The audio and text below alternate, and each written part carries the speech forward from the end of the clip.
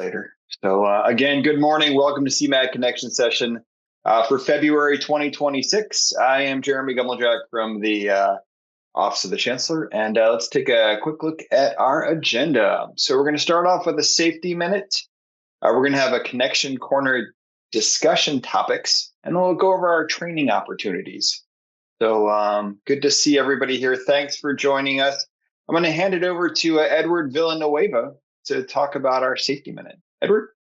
Hey, everyone. I'm trying not to scare everybody. I know sometimes the safety topics go that way, but just a little reminder, OSHA is still out there. They're now budgeted, so they seem to be making a lot of visits or making up for time that they weren't out into the field. They've been having we know they've been having a presence statewide, so it's not just a Southern California thing or just a Northern California thing. So far, we've heard no citations or reports, lots of verbals. But the one thing that they've been doing, because it's just kind of the nature of their work, they will talk or pull a worker aside and say, hey, are you aware of the job hazard analysis, the JHA? And do you know where it's at? If you show them a copy, or you have to know where it's at. So sometimes contractors will keep these in the trailer or at a job box. Rarely do they have them on hand. Some of them with digital capabilities might have it on their cell phones. PTPs are pre-task plans that should be done daily, where the job hazard analysis is an overarching analysis for the scope of work that is being performed, and then the pre-task plans are more like the daily reminders, PPEs, things like that folks should be using, and they should be aware of it. I mean, it makes sense. That's kind of the funny part of it all. But in some instances, folks don't know. So it is important, just as a reminder, everyone should be having these discussions with their teams and make certain that everyone knows where they are. It's just kind of a fundamental thing. So food for thought, because that's what OSHA is going to catch you on. It won't be that, you got guys walking backwards up and down ladders or something goofy like that. It'll be the fact that, Joe doesn't know where the document is. So just there's only so much you can do about it, but just kind of be mindful of it. Also, we've been noticing cranes on campus, which is a thing that happens. And just want to remind everyone, when you do have a crane on site, just make sure contractors are well prepared. They have pick plans. They know where they're picking up the equipment, where they're going to be swinging it. Make sure they have spotters, flaggers. They've accounted for pedestrian movement, vehicular movement, and should have overarching site safety plans. It's one of those things where I know everyone goes like, oh, but I got to do this, and I got to look at this, and I got to do that. But it's one of those things. It's better to have it, understand that what it says, and not have to need it again for reference, than to not have it and then have things go awry and wishing you had it in place because people didn't know what to do.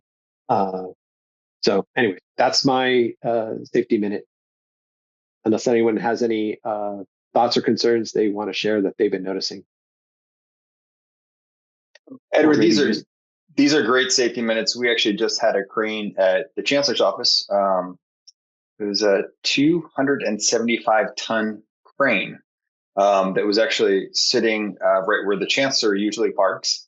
And it was interesting why they needed the weight on that crane. And Kevin and I reviewed various submittals from them, wanting more details about how they were going to pick, and guys on radios on the other side of the penthouse. And it's extremely important. You see those videos on YouTube, unfortunately, with crane mishaps, and you don't want to make the news that way at all. You want to make sure everything's thorough and consistent. And thankfully, Kevin and I on the AHU renewal project, we had a team that was dialed in. The second they got there, they had everything under control, and I was very confident that they were going to do a good job. So it's devil's in the details, right? Just make sure you have them when you're using cranes on your campuses.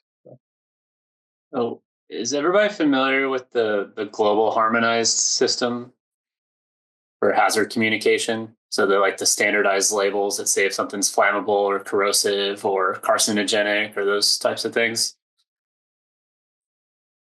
So I think OSHA implemented those quite a while ago now. Edward, do you recall when that was like formally adopted? No, I was gonna say if fire guys are on, they might have a better answer than me. Yeah. So it's actually, it was developed, I think internationally, so that regardless of what language you speak or if you ship stuff back and forth between different countries, it's the same system regardless of where you are in the world, at least for countries that adopt this. And it's basically standardization of the labeling, and having the hazard cut sheets. So those are two things that Edward, you probably see come up a lot on the site visits. Is one, making sure that anything that is hazardous has the proper label, and then that there also is a hard copy, of the MSDS sheets for those items. So that's one that we can and should be checking kind of on a daily basis. And we kind of implement it as just a site readiness checklist. So whenever the contractor thinks they're ready to go, we'll walk the site and say, all right, do you have your fire extinguishers?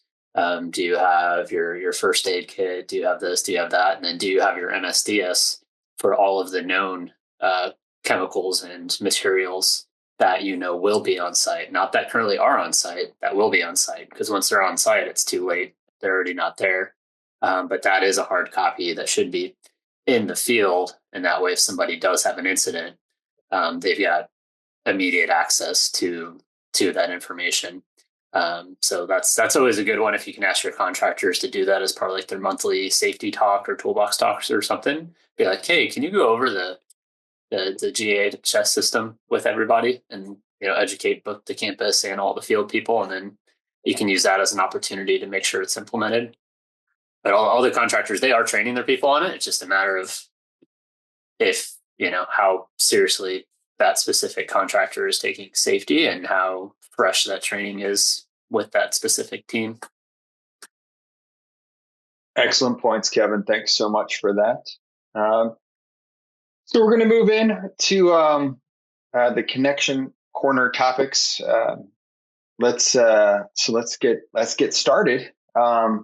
So there's been a lot of talk about campuses completing donor-funded projects on campus, and we just kind of wanted to reach out to campuses and since your boots on the ground, how are some of those how are some of those donor-funded projects coming along? Do you have any issues or concerns or anything? Things are kind of vague on that, so we just wanted to kind of hear from you guys in the field on what's going on. Yeah, well, more on best practices. Has anybody established a best practice of how they go about initiating and doing a donor project? Is it set up through an auxiliary, through some sort of an agreement, or even the auxiliary general conditions? Just kind of more for sharing information amongst others, because we get a lot of calls on donor projects, and I was like, I honestly don't know, because I'm not doing donor projects. So for those who do, be good to share, and then that way other campuses can reach out if they have questions. I mean, I see Cal Poly. Was there what was kind of the structure of the Madden Center? That one actually had, we're kind of in the position where each project now has a lot of different colors of money. So it may not be the only. We had some enabling work that used a different, maintenance kind of, I forget what they call that. But so anyway, we're kind of like, nobody loves to mix the money, but when we do, it's, usually just on a totally state-run project. Alternatively, we might have some smaller things going on that are donor directed. I had a question this week from another campus. In the past, we've done weird things like if they're totally donor directed and it's kind of like something we're approving on the state side, we've done like a $0 agreement with the just kind of terms and conditions for being on campus and addressing the risk like that, like, insurance plus indemnification equals we're covered if they're on campus. But but we don't actually like tell them what to do except maybe campus standards. Prevailing wage is another fun, squishy topic there. I remember back in 2014 when the DIR rolled out the SB 854 stuff, and they basically said, like, a contractor can't force its employees to volunteer their time, so they really still need to pay them prevailing wage on your project. But then private money doesn't trigger prevailing wage in most cases. So I don't know. That's just a fun string for us to think of and consider. I think we've kind of said they have to, pay prevailing wage, but and then we do have, some auxiliary projects that are private, and we try to keep them private and try not to get into the mix too much, except for de minimis stuff that's in the MOU that we have with them for being the building official. So, no two circumstances are ever the same. And I think that's why we're here, right? Is to flush through those and do the best we can with what we have. And that's why Kevin and Andrea get a lot of questions from us, and Edward as well. You hit the nail on the head. I think it's always it depends on the specific facts, but it sounds like the categories is you can have one that's partially donor funded where you get the funds or have a reimbursement deal, but you basically run it as a state project, or it's like you said, donor directed project where potentially the donor is a contractor and actually wants to build the project. But so for Madden with the different funds, is it basically you guys accepted the donation and you're running it as a state project and then using the donation to reimburse yourselves kind of that way? Right. Yeah. All state, all prevailing wage, all our normal procedures and laws. Yeah, it's probably the cleanest way to do it, but not necessarily the cheapest or fastest way to do it. But I think you're also right too. If it's an agreement or if it's a donation to an auxiliary and it can be clearly sequestered, the difference between the donor funds and the state funds, or there's reimbursement for anything that's over de minimis, which obviously the new de minimis amount, which I guess isn't that new anymore, is pretty substantial to where it can cover a lot of procurement and even like less intimate PM support. So that a lot of reimbursement may not necessarily be required to not trigger that. But we do get asked to, in procurement, we do get asked by our facilities to keep doing more and more on the private projects. And we keep saying, no, that's probably not wise. No, that's probably not wise. So it's that internal struggle as well to figure out what we're actually going to do related to a private project, trying to keep it truly to building official only, and not much extra. So that's always a challenge. Yeah. Bob, do you have any nuggets or suggestions on how to keep donor projects private or lessons learned on that? Are you talking to me? Yeah. It's all about keep your money away from it. We don't really have any donor funded projects in that ballpark, but we've gotten pretty experienced with our Mission Valley developments. And so completely hands off. We don't have operating agreements. We don't give them design standards.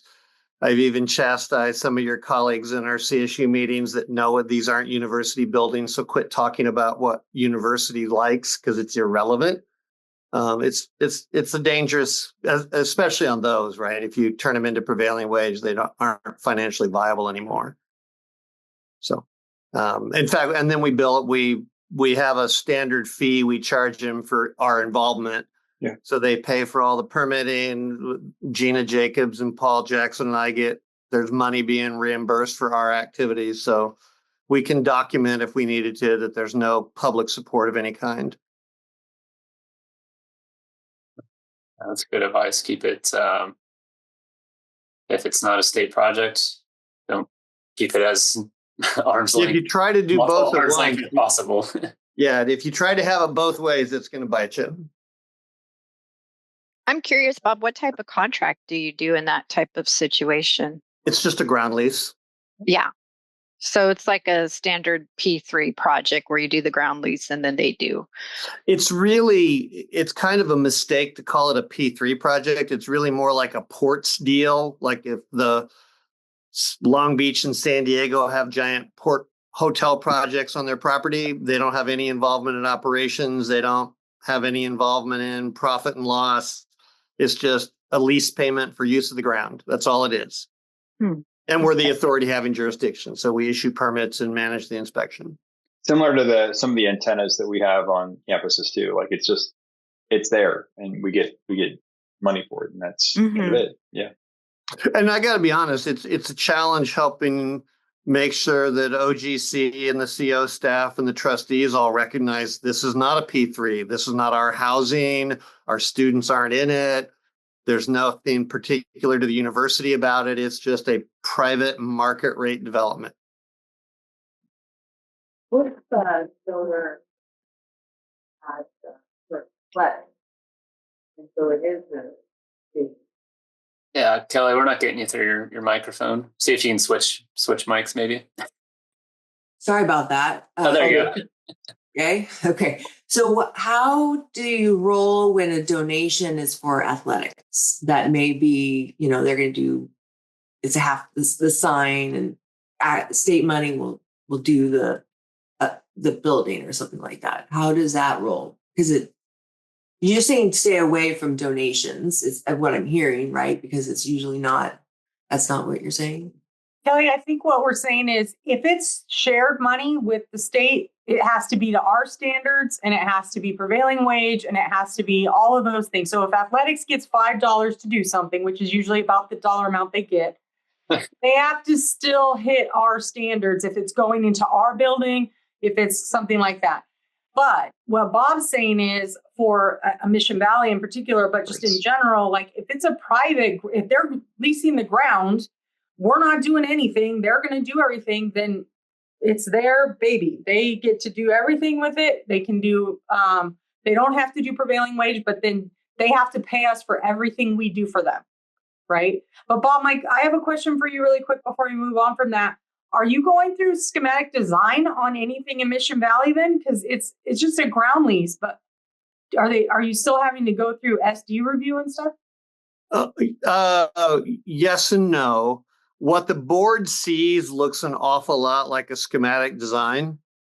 So they'll see it. It's almost literally like one of your own, where they'll see an illustrative site plan and they'll see a perspective image and they'll be told what the unit count is. I have tried and failed to convince Paul and his staff to not share construction costs because the only cost number that's relevant is the ground rent payment, but I haven't won that argument yet. So it kind of looks like a schematic item, but they're technically approving the ground lease. Cool. Thanks. Ebby, you got your hand raised. Oh, Yeah, and going back to athletics, by the way, for us, the dollar numbers are often in the seven figures, but it's still a state project. We don't pretend they're not state projects. Thank you. Yeah, and thank you. I do want to just kind of restate what Bob stated, because I was one of the people that, for once, I was on Bob's side saying that this is not CSU building on that particular site. And I want to just emphasize the details of Mission Valley are not the same for all campuses. So don't just make an assumption because San Diego was able to, we were able to convince our internal staff with regards to the approach that we took with San Diego. That's not the norm. So don't just make an assumption. Let's have a conversation, have Hong and Tanya involved in that conversation as well as Paul before making that assumption. Thanks. Awesome. We're going to move on to our next topic. Great discussions there. Thank you to all the campuses that were involved in that. I believe everybody's seen CPDC Bulletin 25005 came out first of the year, increasing the TOCA limit from 7 million to 15 million, and the the master agreement limit from 30 million to 60 million. Everybody's seen that? Yes, hopefully. So yeah, I just wanted to get a conversation about how that's going on your campus, and any questions, comments, or concerns you have about that. We're almost going out to bid for some new ones using the higher limits. One of my kind of thoughts were, because we love the higher limits and we know we're going to use the higher limits, but we may not have identified projects to meet the higher limits right up front. We're talking about being vague, right, on some of the categories and bumping them up rather than being so specific. Like, you might name some specific ones, but then maybe we'll need miscellaneous, and then we'll need the unidentified 20%, because we know they're coming over time. So I think that was kind of our question: is 60 million is a lot. What if you're kind of at the halfway mark? What do you do to know that you're going to use the 60 long term? Yeah, that would do exactly what you're talking about, and that's kind of what we did with our the chancellor's office one we just put out, as well as get it up to the 60 by putting in project categories. So one good way you can fill it up is grab a bunch of stuff off your DM log or your facilities conditions assessment of stuff that you're likely to need to do in the next 7 years, and that can fill up a chunk of it. But you can also kind of classify all of those as miscellaneous DM repair and replacement projects, and put that in as like a $5 million bucket. Because for the contractor to be able to put a fee on it, they just need to generally know what are the types and quantities of subs they're going to need to put on the project, what's the level of design that's going to be needed, and then what's the level of field coordination or sophistication of the project. So if you classify DM, they'll have a good idea that all those will be roughly kind of in the same category of complexity and types of trades, versus if you had a bucket for TIs, where that's going to be probably a higher design fees. Each of those will need full code analysis and that kind of stuff.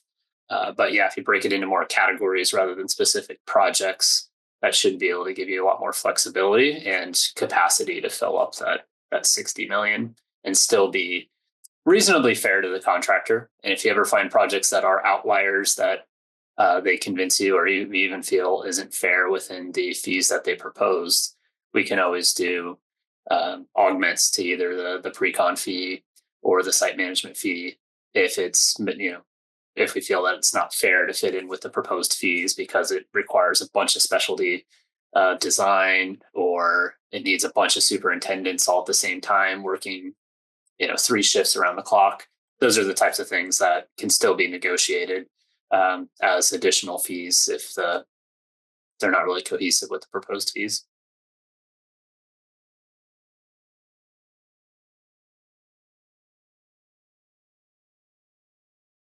Jeremy, can you go back?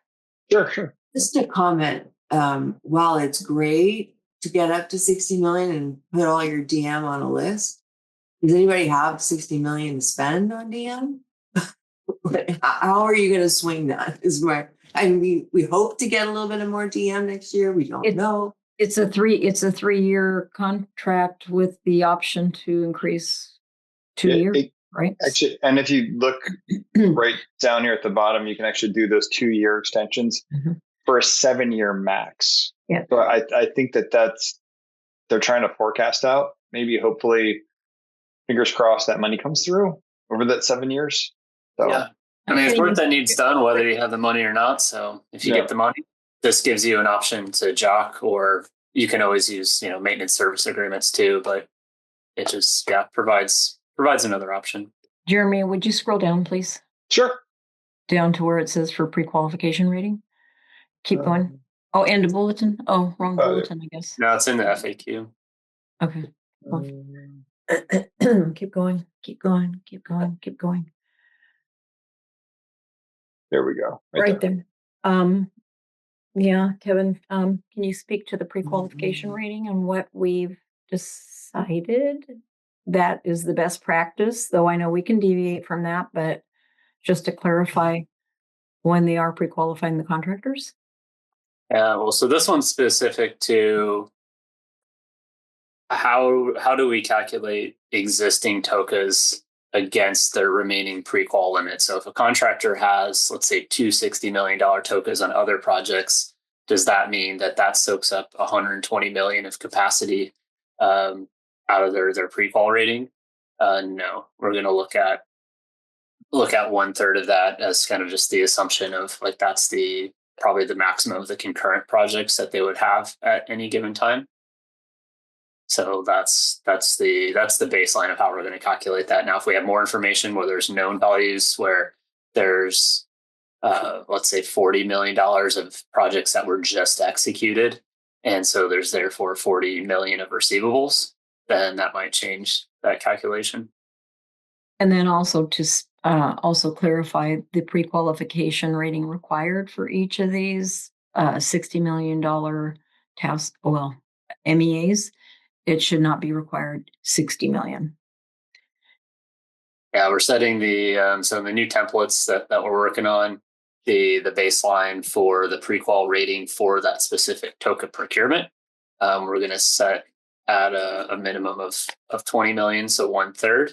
And then depending on your target market and how many concurrent projects you're going to have, you can adjust that up or down. So if you want to try to target small businesses and you're going to be feeding them kind of small projects in succession from each other, you can lower that limit down.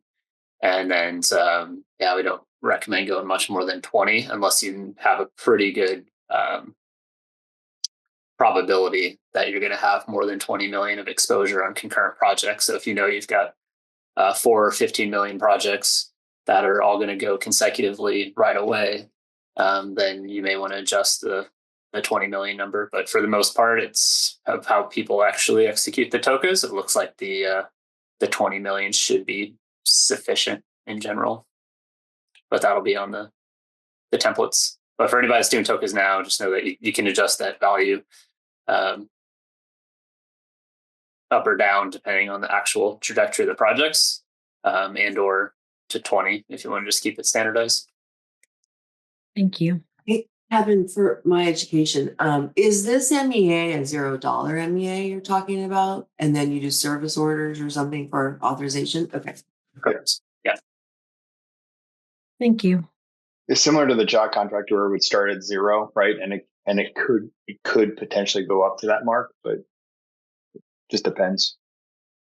And just to reiterate, we're not requiring OSIP for these $15 million task orders, correct?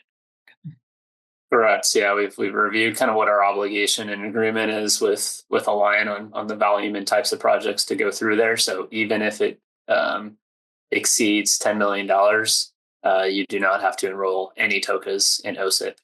You may, but are not required to. But they do have to enroll in builder's risk. Correct.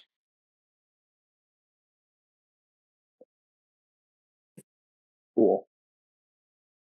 Great topic, great discussion on that one. And please reach out if you've got any more questions. Kevin and I can help you navigate that the best that we can.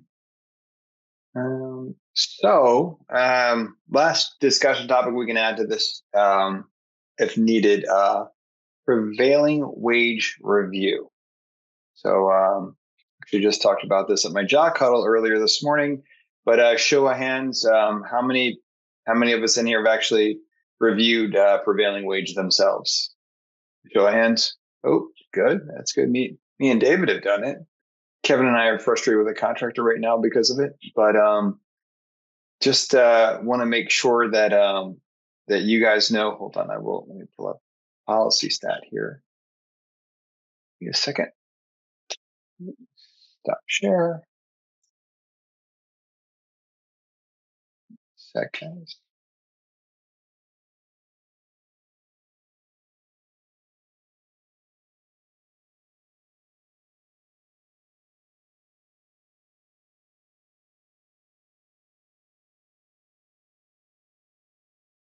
But just a friendly reminder that prevailing wage is required for for public works projects, and that even though we don't monitor labor compliance, please go through and make sure that your contractors are paying not only their own crew, but the subcontractors as well. There's a lot more information than is just in policy stat. General conditions speaks to this as well. but make sure that you are reviewing the prevailing wage rates.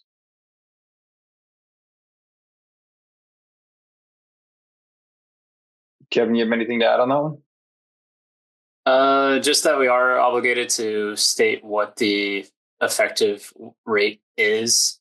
So you just need to check at the time that you're doing your advertisement which wage rate is in effect. And they change twice a year. I think it's like April and August or something. March. Yeah, March and August is when they change. But you can go to the DIR website and see which one. So it's going to be, if you were bidding one now, it would be 25-2. And if you bid one at the end of March, it would be 26-1. And that just makes it clear to everybody when they're bidding that, hey, this is the established initial wage rate that'll be locked in for the project.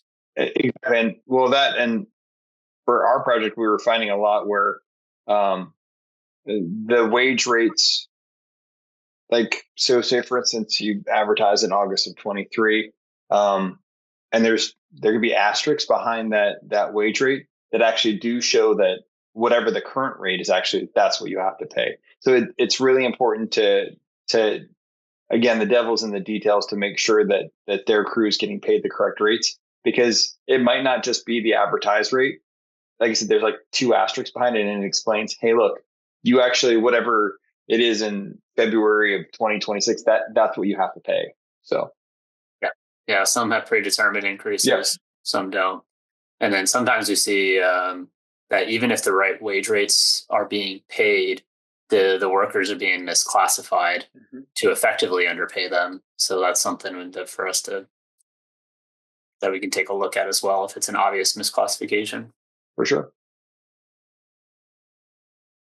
We've noticed on some of our projects and even like group 2 stuff, we're running into where there's a misunderstanding about all levels of contractors and subcontractors being registered with the DIR. So we're running into some cases where even our contractors are hiring unregistered subcontractors. And then there's situations where our contractor, let's say on some group 2 that triggers prevailing wage, they are not registered, but they're like, but our sub is. And so I don't know if anybody else is running into that, but we're trying to catch it where we can. But I feel like there's some misconception out there.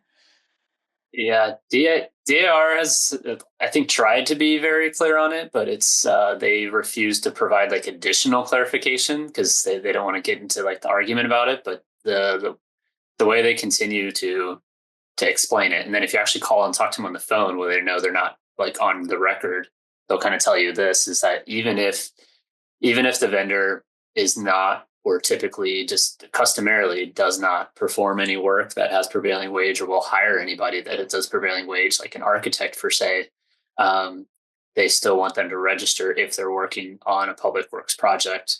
Now, for like an architect, because they might subcontract something, so it's not about that they need to register because they're going to be reporting payroll. It's that they need to register so that they are they're basically stating that they understand like what the rules are, and if applicable will apply to them. It's the same thing with like a contractor's license. If you have a contractor's license, doesn't mean you know how to build, but it demonstrates that you understood the laws that apply and it passed a test on those laws. So you can't claim ignorance for not following those down the road. So that's why I believe that DAR requires that a vendor would need to register even if they're just hiring another contractor to do the installation work, even though they're not actually hiring any employees, because they still have to manage that subcontract and need to make sure that subcontract follows the law, because they're responsible for the work that they're subcontracting. So I think that's the logic behind it, but you're right, it creates challenging conversations.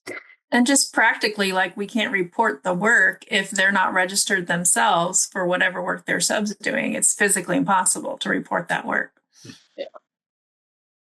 Yeah. So I think all of our service agreements say DIR registration required, even in our architectural like design agreements now. And I know we kind of fight over that sometimes, or decide how we're going to enforce it or not. But I believe we did put that into all the agreements. That way, at least it's there if the dispute comes up. Great. Any more comments about prevailing wage?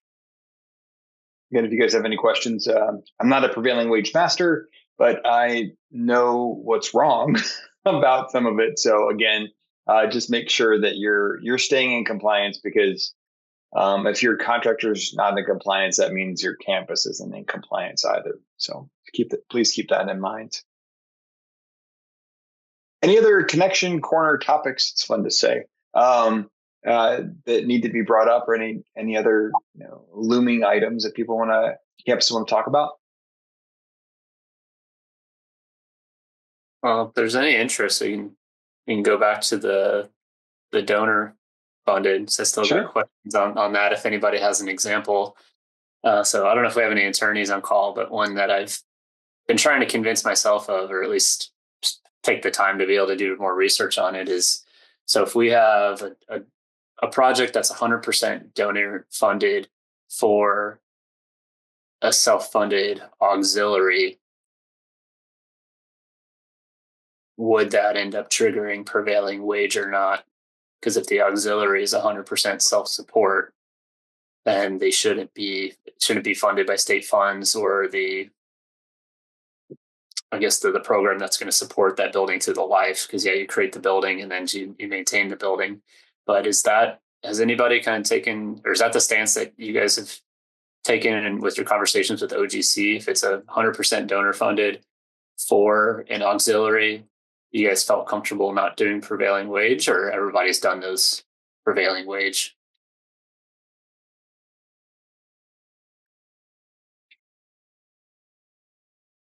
David, I can't hear you, bud. I think most of our self-funded are still on the state side, besides just strictly being auxiliary. So I don't think it's as asked for right now. So I guess, what types of projects would that be? Like in our, I guess like housing, right? Or things like that.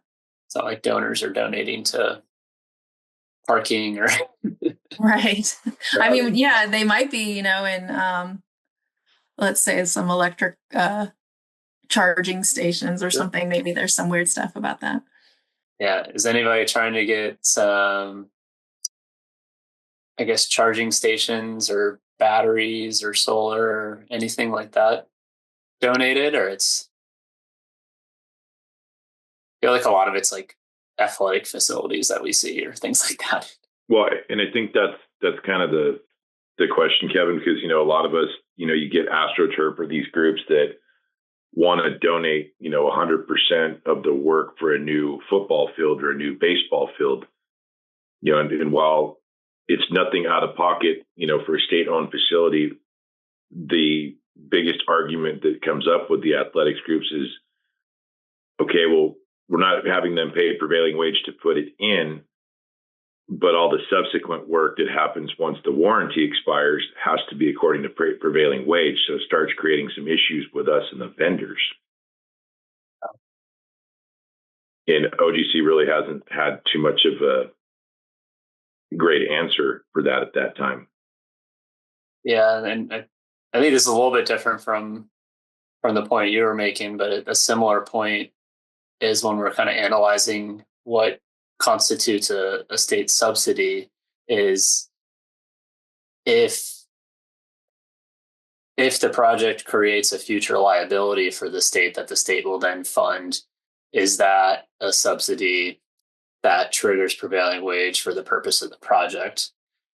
From what I've found so far, potentially no, because your project kind of ends when the project ends. So is there subsidies that are used for during pre-construction and the project? That's why you kind of have to look at if there's existing site improvements that were state funded that are going to be utilized, like the roadways or water infrastructure or other items. That those are kind of maybe triggers, but the law doesn't say anything about after the project that any of that stuff counts as a subsidy. And I haven't been able to find really any determination or case law that kind of triggers that. So that's one I'd like to explore with OGC and maybe outside counsel, just to clarify that once the project is kind of done, that's the point that you're measuring the public subsidies to, and that future cash flows into that building don't necessarily trigger that. But I think that would be something that if we can get clarity with OGC and maybe outside counsel to create kind of a guide that could be more useful to have those conversations with your donors on, and just guidance on how do we potentially get more value out of the donor projects. Like a donor projects for dummies book or something like that, maybe for CSU. And donor projects for really smart people. Oh, there you go. Thank you. That was much better. Yeah, but any other examples or lessons learned similar to that?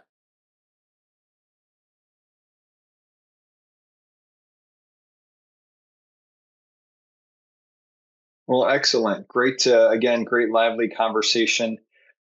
We're still looking for project spotlights. So please let Kevin, Andrea, or myself know so we can get your project in the spotlight. We want to hear successes, lessons learned, whatever you have. We would love to hear projects that either in progress or completed, about how it's going on your campus. Kevin, Andrew, and myself do smaller projects at the CO, and we come and visit your campuses and see some larger projects. But it'd be great if you'd like to get in the spotlight and kind of show us what you're doing on the CMAG level. So please reach out to one of us if you'd like to be in the spotlight. Training opportunities coming up. You got the next CMAG connection session on Friday, March 6th at 11 a.m. You got CS 101 coming up on March 19th at 9 a.m. And of course, in person, we've got Law of Design and Construction at the Office of the Chancellor on April 22nd and 23rd, and at San Jose State University, May 7th and 8th. Looking forward to coming up to San Jose State. Hopefully that's closer to some of our Bay Area and Northern California friends. So please register today so you can join us for these exciting training opportunities. And other than that, Kevin, if you've got anything else you'd like to add? No, that's good. I just think, thank you, everybody. Jeremy, I have one quick thing. If you're going to go to San Jose, look at your rooms quickly. The rooms are quite pricey. You said that before. Yeah. But I didn't say it to this group. So if you're going to go to San Jose, is there a room block for that for San Jose, or just do you have like a hotel that you recommend? Seeing if we have anybody on the I'm gonna stay at my buddy's house. I think it'll save a bunch of people money. We do go over to his house. We do have some hotels in the area, but we'll have to look more into doing some room blocks for you guys. Perfect. Yeah, I just didn't know if there was one already or if we should just like look what's around and But you are correct. It is pricey. Everything I was looking at was between $500 to $700 a night. So Kim, if you get a room block, let me know. Were you looking recently? Because we do have the Super Bowl around here, and they always jack up the prices around that time. So I'm just... Well, yeah, I was looking, but I was looking for the dates of May. Okay. Not for Super Bowl. Got it. I wonder if that's graduation time too. Oh, yeah. That would be graduation time there in San Jose too, right? Yes, correct. Okay. That could definitely be... I can be weighing things down a little bit as well. So we'll look into it though. Cool. Thanks. All right. Thank you, everybody. Have a great weekend. Thank you.